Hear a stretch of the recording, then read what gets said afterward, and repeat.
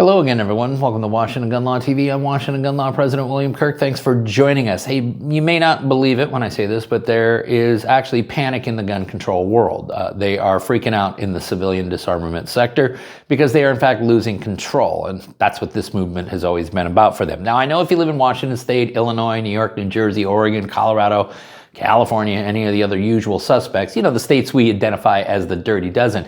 It's hard to believe that when I say it because, yeah, you are having new gun law after new gun law shoved down your throat. Well, I'm going to explain to you that your states are actually being used as testing grounds because, someday, somewhere, there will be a change of political winds. They want to know what can actually stick and how they can effectively disarm you. Today, we're going to show you exactly another method that they're going to use, and it is a sinister one. So today, let's spend a few minutes and let's talk about, let me show you how they can price many of you into disarmament.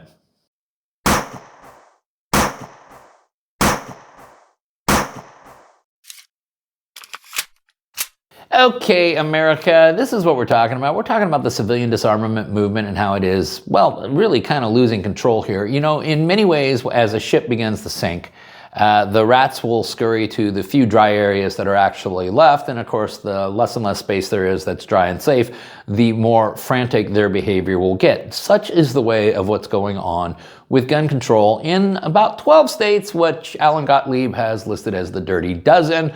Our current medal podium sits this way. Now, knowing that the political winds are going to change sometime, these 12 states are being used really as testing grounds. How much civilian disarmament legislation can we get away with, and how can it be tested in the court? And if you don't believe me, I want you guys all to check out this article right here by Taylor Rhodes over at National Association for Gun Rights. It's an excellent article. He uses his home state and my home state, Colorado and Washington, to show you this example. What we're going to be talking about today is New York Senate Bill 5974, mandatory insurance. But before we get into the evil equation that they're going to create with this, let me point out one thing about mandatory insurance bills, is that when you take a look at many of these bills, and by the way, I will say that if the state of New York decides to pass this piece of legislation in this form, they've lost their mind. Not because it's a terrible bill, it is. It's because it looks like it was written by about a ninth grader, okay? So this bill would need a whole lot more to it, but it's the concept that we're going to focus on today, all right? Here's the thing you need to understand, is that the policies that are oftentimes required by these laws are policies that insurance companies don't have. It's not like insurance companies like, oh yeah, we have a separate rider policy for each individual firearm in the event that you have a negligent discharge. Because let us remember that insurance is only going to cover you for negligent activity at best. But you see, when you intentionally pull a trigger, such as in a lawful self-defense situation, insurance isn't going to cover you there because that's an intentional act. That's not a negligent act. Now, you may have self-defense insurance or some other carrier that can assist you in that, and that's why you should have it. But a lot of times, the insurance policies that the law mandates actually do not exist at all. But here's today's equation, and I want you to understand what happens with mandatory insurance and how it makes life much more miserable for lawful, responsible gun owners and how it creates another layer by which they can use to disarm you. We're going to take a state that's not too good on gun laws, but rapidly heading in the wrong direction, and we're going to use my state, the state of Washington, to do that. Now, as of right now, the recording of this video, in order to get a firearm in Washington State, all you need to do is take one class, which is offered online for free, and then go to a gun store, pass your 4473, your background check, and wait your 10 days, okay? That's all that's required right now. However, come May of 2027, you will need to get a permit to purchase, which actually requires training plus mandatory live fire, plus a background check.